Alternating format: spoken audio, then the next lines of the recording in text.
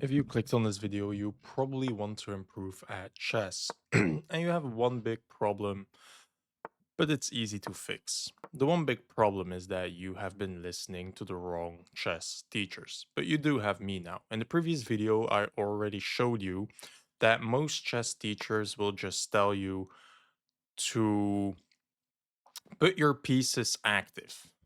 That's way too vague. Other chess teachers will put it a bit less vague and show you to put your pieces as forwards as possible, and that's it.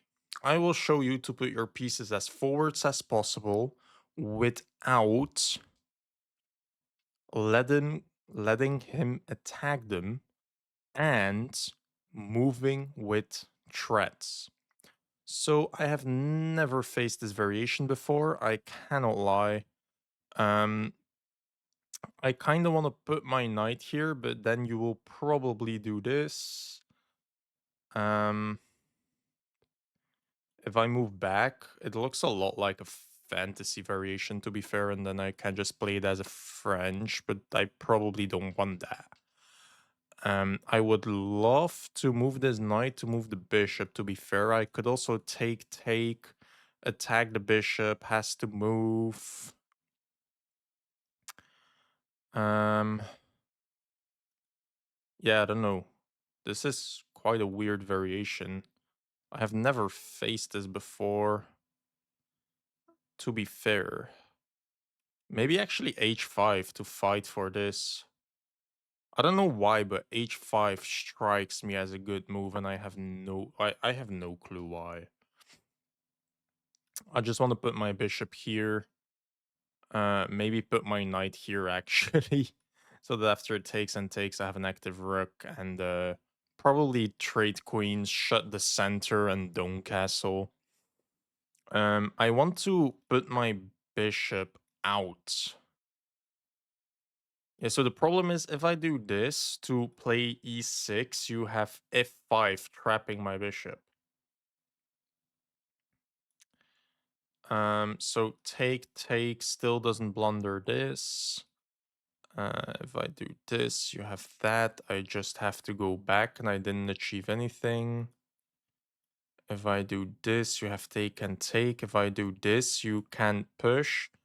And maybe I can go here and then rotate over. I just fought for this. I believe that's what I just won. I mean, my opening was not that good, to be fair. It was quite a bad opening of me. So what I will recommend is after e4, c6, and he plays d4, we go for a normal Caro-Kann, and I have never seen bishop to d7 before. I would recommend to take and develop the knight. It will probably move to something like f3, and other than this, I would just say play normal Caro-Kann things, like here develop the bishop. If he develops his bishop, now this is a weakness and that's a weakness, and I included the sample line where you trade the knight in the center, and now you go for this very Caro-Kann-like structure, except you have a bishop there, you have an open foul, you still have your minority attack. So you will just castle, knight out, rooks out, minority attack. Your queen could be a bit misplaced if you want your minority attack, but its purpose was just to be active and pressure a little. So you can develop knight, castle, maybe move the queen if needed, and start a minority attack. Do very standard Caro-Kann things, except our opponent gave us a bishop pair. If he develops like this, you can play just e6, and this will again look like a very normal Caro-Kann. And to be fair, there's not much else I have to explain here. You just have to know that you should take the pawn, you should develop the knight. Other than that, just play a very, very normal Caro-Kann. If you're confused, this is my opening course, by the way, so let me show you a sample line from the exchange variation, where we also go for a minority attack. Let's say we develop pieces, castle, develop pieces, make our pawn chain, stop this, kingside castle, And here you have a niche ID.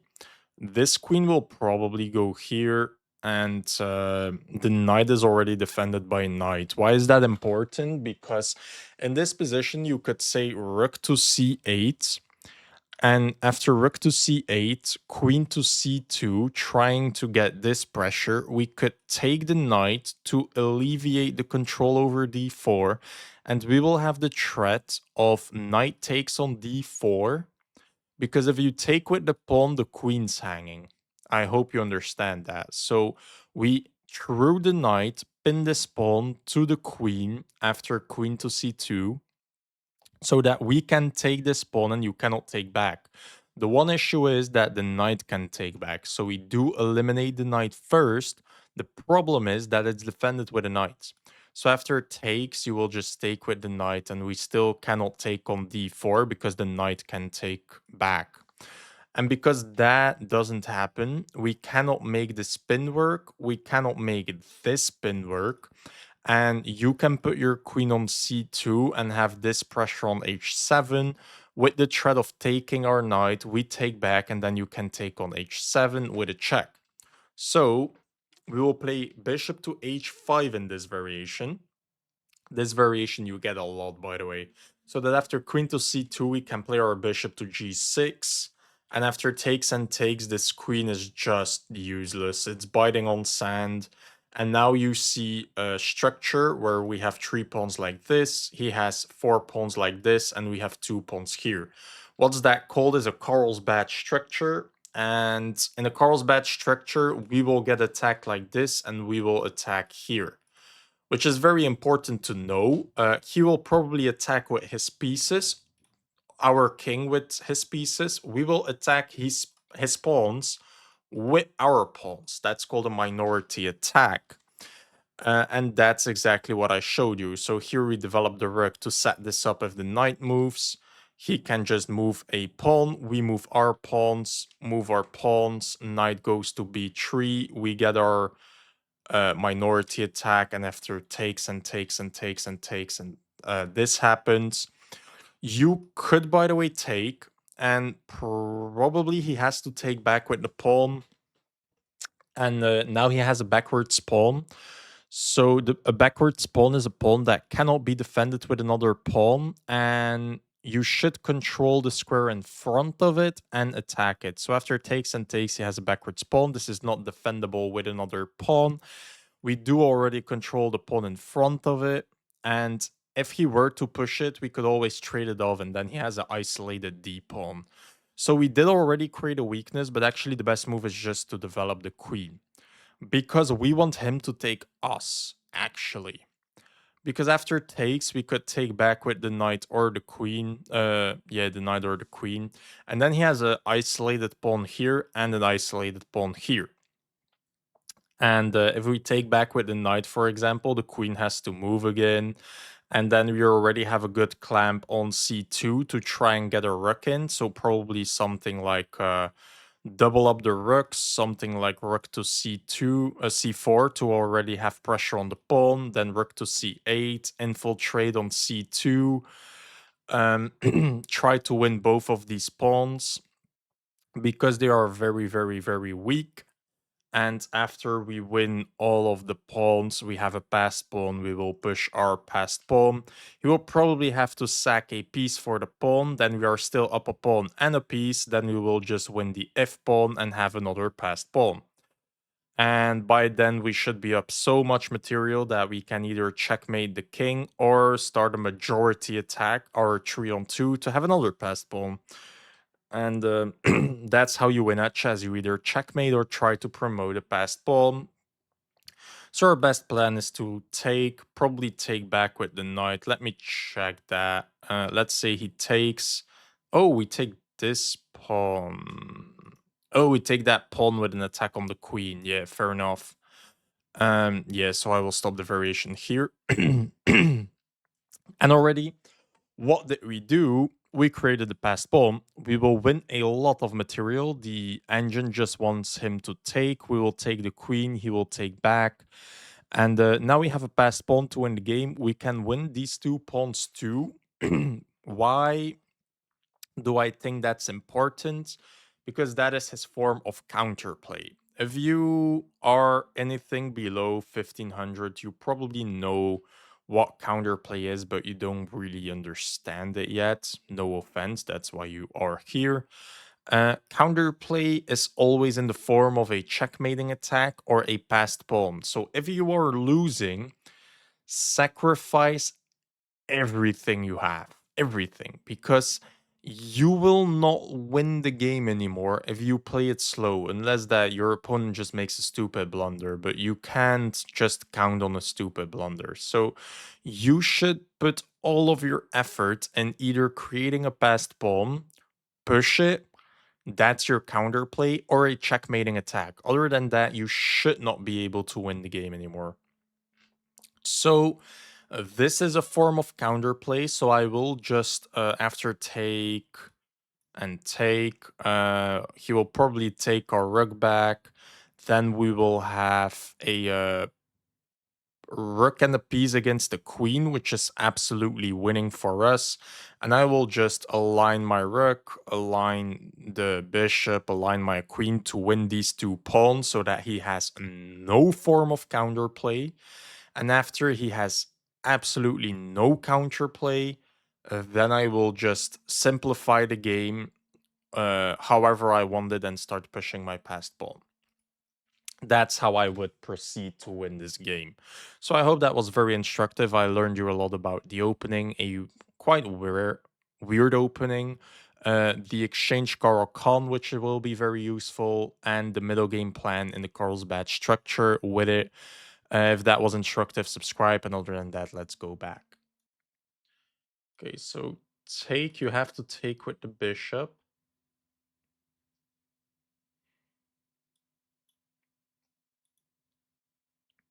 How is this actually annoying? I've never faced this. Take, bishop, take, then I can take the light squared bishop. Maybe if I do this, I get hit with that. So what if I take...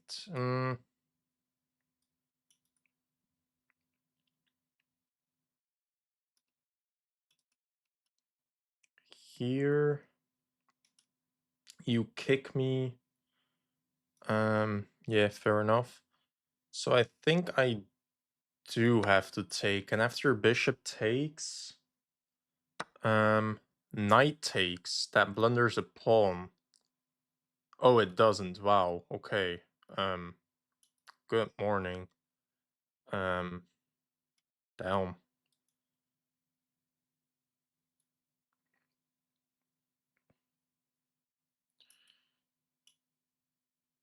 Yeah, this is still very annoying indeed. So I guess I'll just develop this knight then. I don't know. I don't understand why this is actually annoying. It really shouldn't be.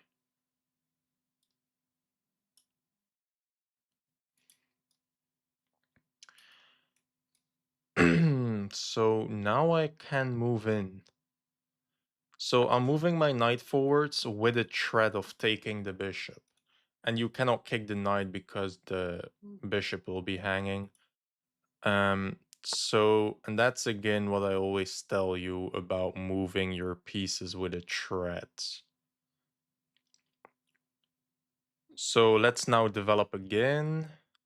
This is a blunder because you can take with a discovery attack on the bishop. That's probably what he's praying for. The one thing that I see is that he might queenside castle, and in that variation, it's not bad to actually do this and get my bishop out like that. So maybe I just play e6, play it as a French with a queenside attack. I'm not sure. So I can also do this to put more pressure on the bishop, but I don't know if that makes sense. Yeah, so let's take the bishop. So now I have a bishop pair. You take with the pawn. Interesting.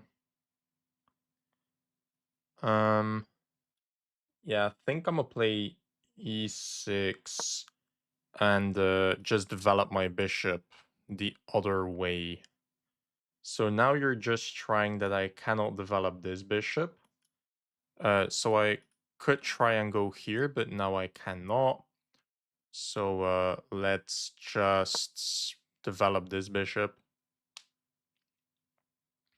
And we will have an awesome scope. Yeah, and I really want to know where my opponent develops. That is one thing that is quite annoying, that I don't know where he will castle.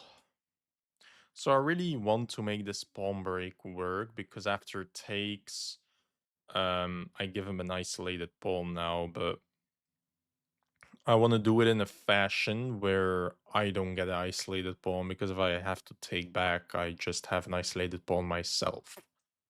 I don't know what that does. Um, do you want to play this pawn break to blockade my c pawn, so that if I do this, you do this after take? After take with an attack on the queen, you're forced to take back, and I can take, take, and take, so that doesn't work. So yeah, let's just develop the bishop and see what he does.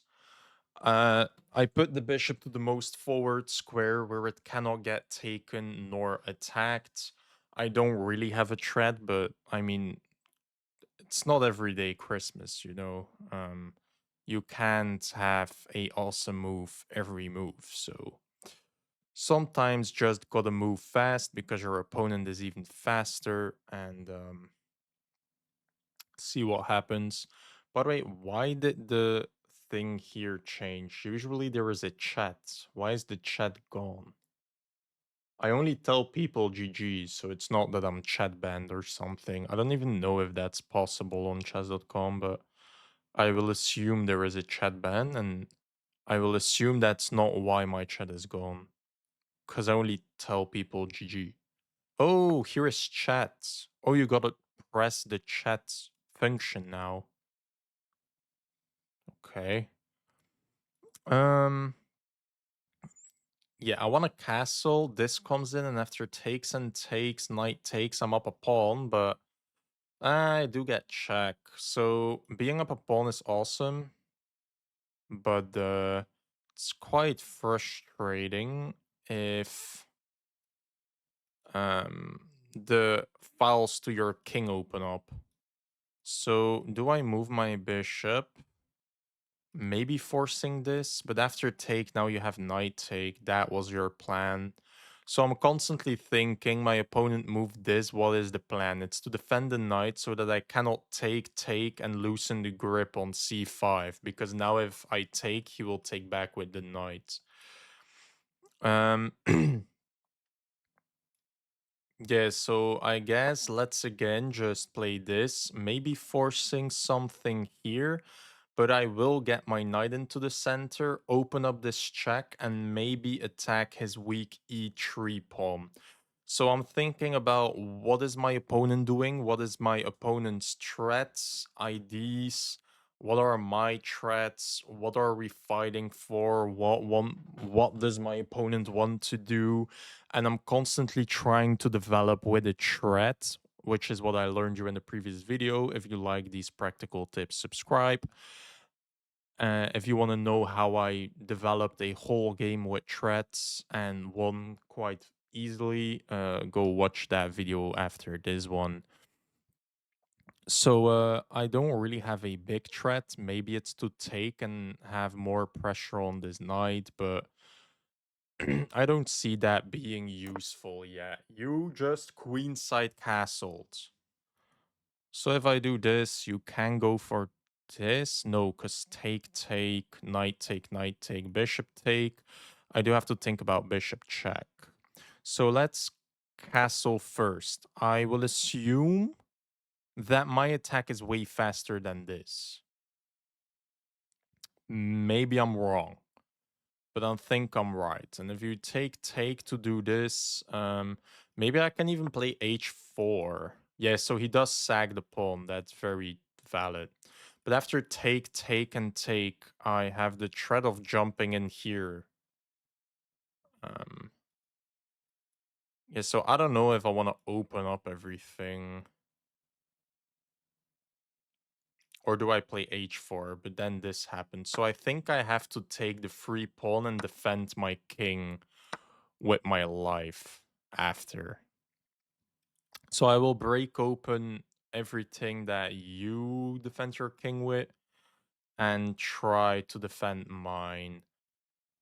Maybe I should just run, actually. I could attack your knight and just run with my king. Because I'm up a pawn, you know, so if I can just survive without having to give away the pawn and run away, I will also win. So I control this, which is very nice. I really want to play this so that after take and take, I could threaten some queen takes with a pin, and then you're forced to trade queens with me. If a queen trade occurs, I'm probably winning. I could also do this with an attack and a pin. Maybe trying to force something like knight to f4 with a pressure on the pin piece. Or just going back. But I mean, it doesn't work yet. I mean, this and f5 should work. Pressure on the pin piece with a pawn. And then I should be up a piece, and then maybe something with rook to f6 to guard everything and put my rook on f7 and then just run. Maybe my plan is just to run. Especially if I'm up a lot of material. So, I mean, this is looking good. This maybe looks good. That might look good. But I think c5 is way better because I make a pawn break on the fall of your king. Hello?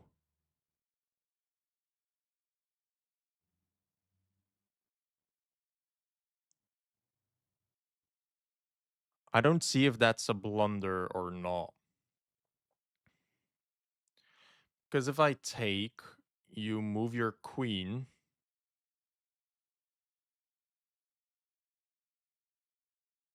I have to stop mate. Um,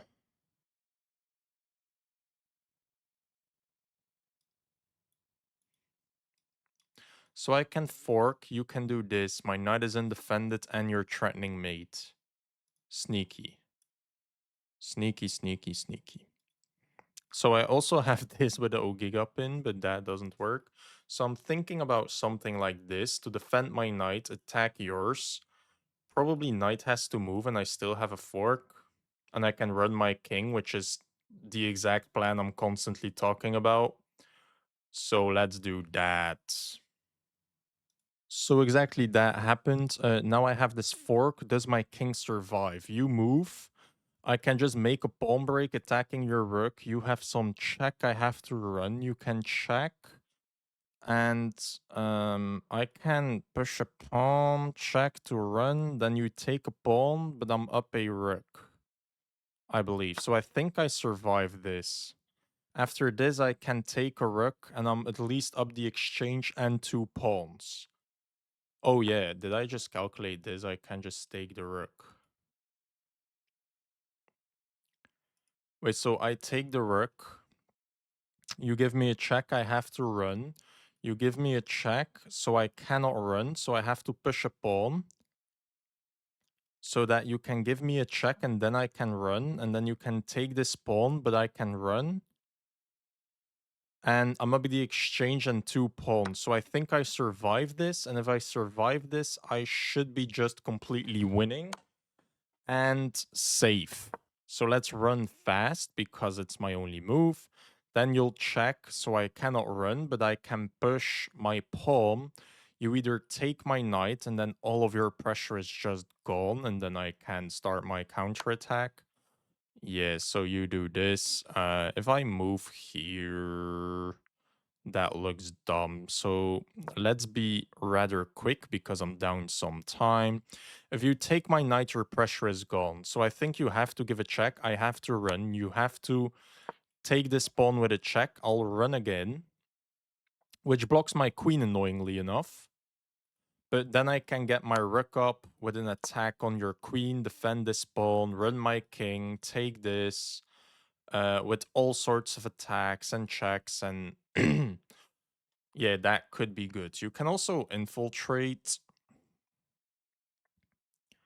with a pin on my bishop so that I cannot play my rook to f6. But my bishop's defended with the queen, so rook here, I think I just run. But if I run here, that doesn't break the pin, and you can take the e pawn, so maybe not. Rook here might be annoying. I could kick the queen like this, but then you go here because that's still not defended. And I don't protect my e-pawn. That is my big issue. I mean, rook here, you don't have a threat yet, so I can take your knight, actually. Because you don't have a threat yet. Maybe that's my plan. Damn. And then if I can get my knight to g4, I can play rook to f6, defending the pawn with a kick on the queen. And then I'm looking good. So I think you don't have time for rook to h7. Again, yes, you activate your piece, but you don't have a threat. You have to move with threats. And I have a clean threat of just winning a knight. Yeah, so you take my knight, fair enough. So now you don't have the pin. I can move in like this. You will have to move your queen. And then I could ask for a queen trade, which you have to deny. Then I could do this, attacking your rook. Yeah, I think your pressure is over now. Taking my knight was very logical, but it did waste a lot of time. And if I now can overprotect the e-pawn, my king can run. And if my king can run, this could fall.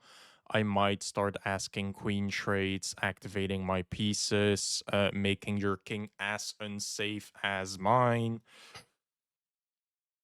And if you don't have a king safety advantage while being down a rook for... You're down the exchange on a pawn, if I can count. Um, so yeah, I could even give up a pawn for some... um, okay, so... now that this happened, I can do that with an attack on the rook.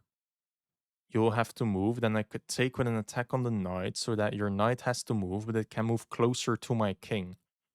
I don't know if I want that. I could also just ask for a queen trade.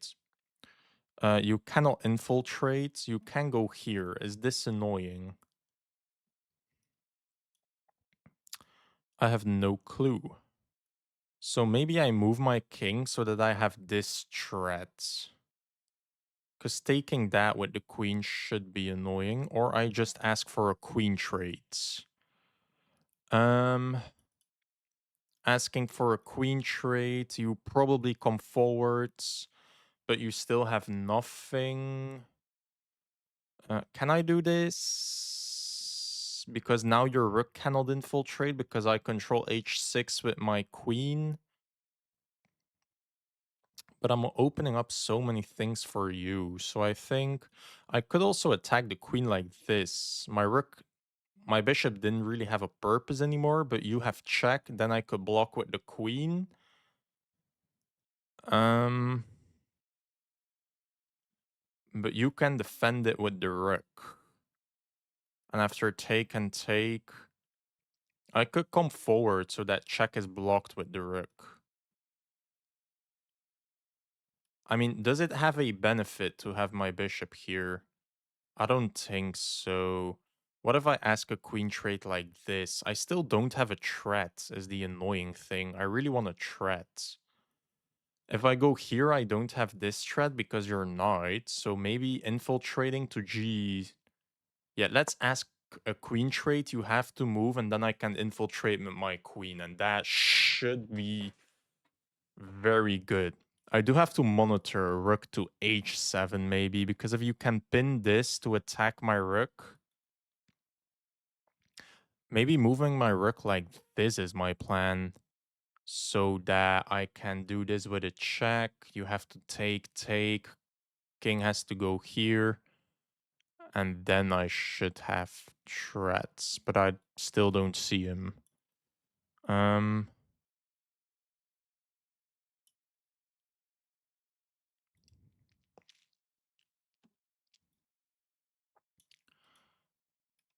so what was the plan? Rook here?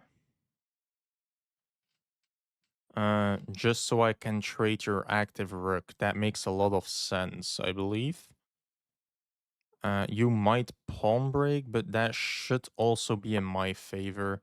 I still have this with an attack on the rook, but I don't know. Because if I do this and you take even, like if I take the rook, my king is open, you already have check. I don't know. Yes, I'm up a lot of material, but still annoying because all of your all of my king safety is gone. And I mean, I'm basically playing without two pieces, which is disgusting. So maybe I should do this.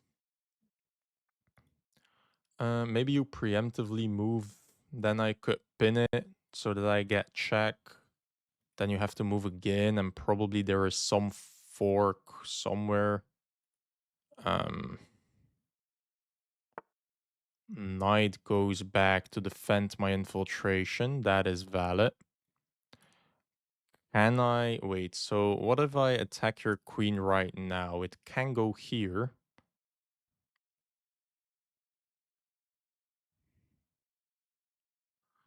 Um, so like this. You only have one move. Can I not like trap it somehow? Maybe not.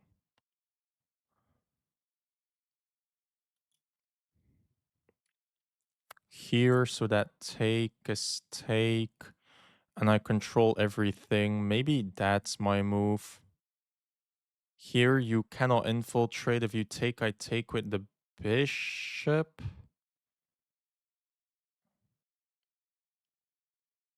Uh, I think so. And that should open up my bishop, which is huge. Maybe a bit risky, but huge.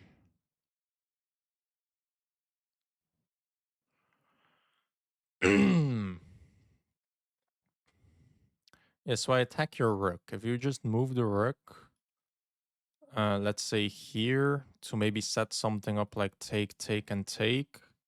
So you move your rook. Um, I can attack the queen, which has to move.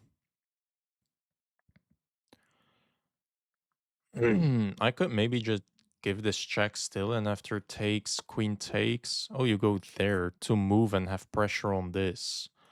So if I take, you will take back with the queen. I can block.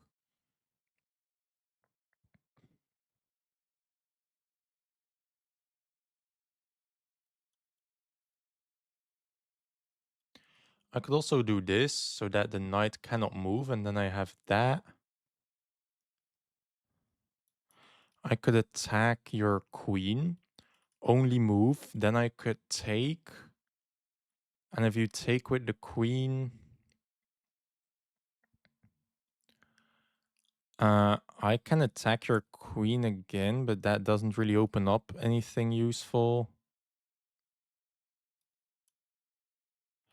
I could attack your knight, but then you do this with immense pressure here.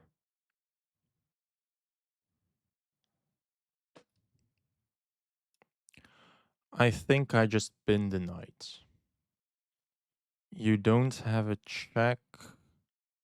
You still don't have infiltration, so this should be fine. And after I pin this, I can pin your rook. After takes and takes, it's fine. You move your king to a dark square, so I could ask for a queen trade. And if you deny the wait, if I do this, you are forced to go here, and then I could attack your queen again. Is your queen not trapped? Oh no, because this knight defends it.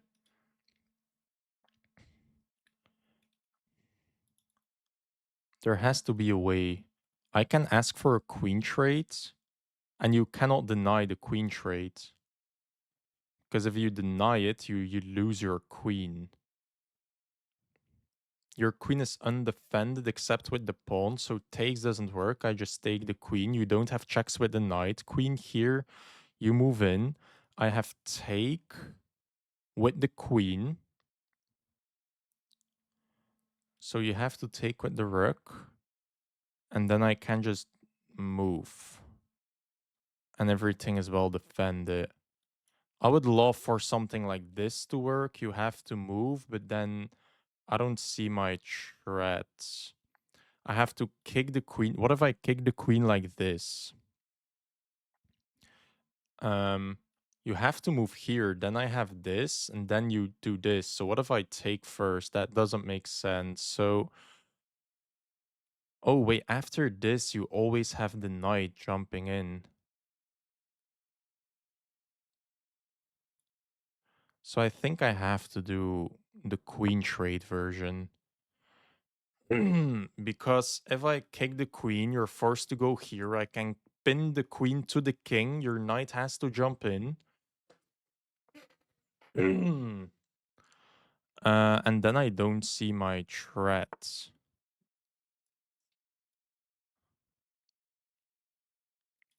Yeah, so now I do this, then you have that. So let me take this first. You have to take, and then I get queen check. Oh, that loses a queen. GG. Yeah. Small tactical error from my opponent. Um, and that's why you constantly move with threats, as I said in the previous video. So let's analyze that. So yeah, most teachers tell you to not memorize openings. I do, and I do tell you.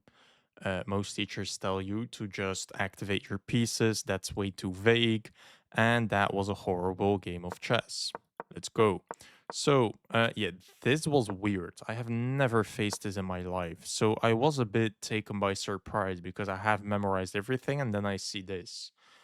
Um, but I mean, sure. Apparently, this is already very bad. But I mean, that's why I memorize my openings because I don't trust myself finding the best moves on my own. So after knight to e2, very weird move. This is a mistake. I calculated this. I would hop in, and then if you kicked me, I could just go back here and be fine. The engine disagrees. I didn't see this move, to be fair. And this is bad because of the sacrifice. Is it? Yeah, basically. And this is way too much pressure. My king will be way too unsafe. Shoot. Apparently, I also missed some tactics. Yeah, so my opening was very bad. That's why I memorize it. Shout out to my course, and I will add this. So, take, that's bad. This is bad. That's horrible. This is disgusting. I jump in with an inaccuracy, and that's bad. So I take, that's a mistake because you could have jumped in with absolutely no threat. Sure. That's a mistake, just trying to develop a piece, and this blunders. I have take and pawn break, queen check fork. Shoot. I was looking at that check, but I never thought about the check being a fork. Shoot. And that's why you make your puzzles. Yeah, I just missed the fork. Um, and what did I miss here? Oh, the same thing. So I had this for 2 moves. That's disgusting. Okay, so I did miss a tactic. If you saw that, shout out to you.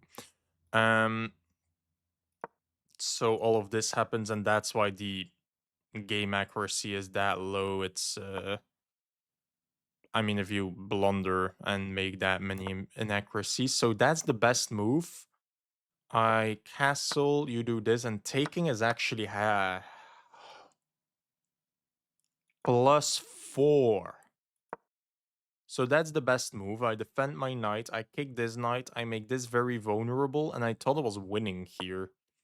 That's a blunder because I do have this fork and now it's a draw. So if you just sack your knight, because if I take, you take, you're winning. And I was intending to play this, which is the best move. You have to move this, and then I have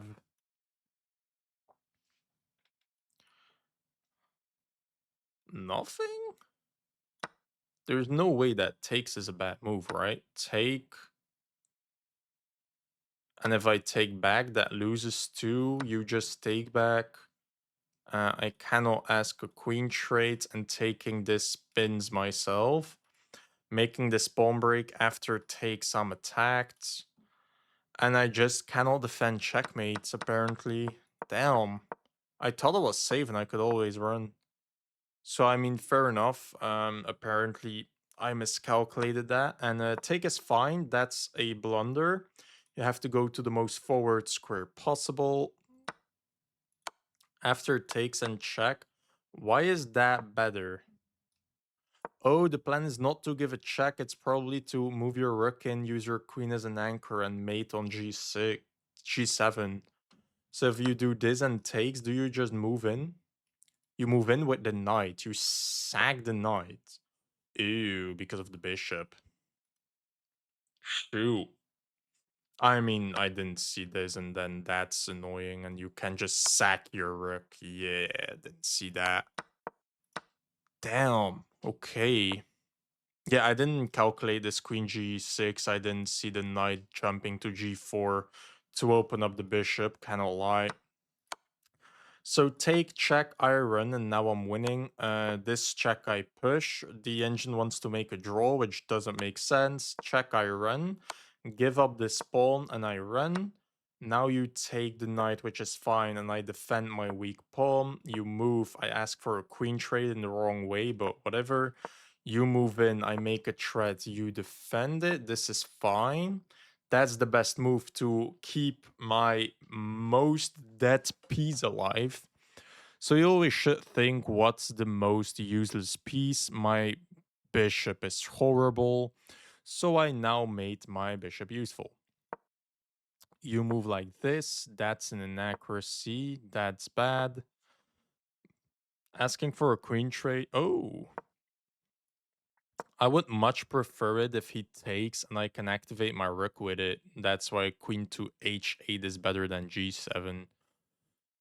Fair enough. And if you move, what's the plan? Oh, I can always spin it.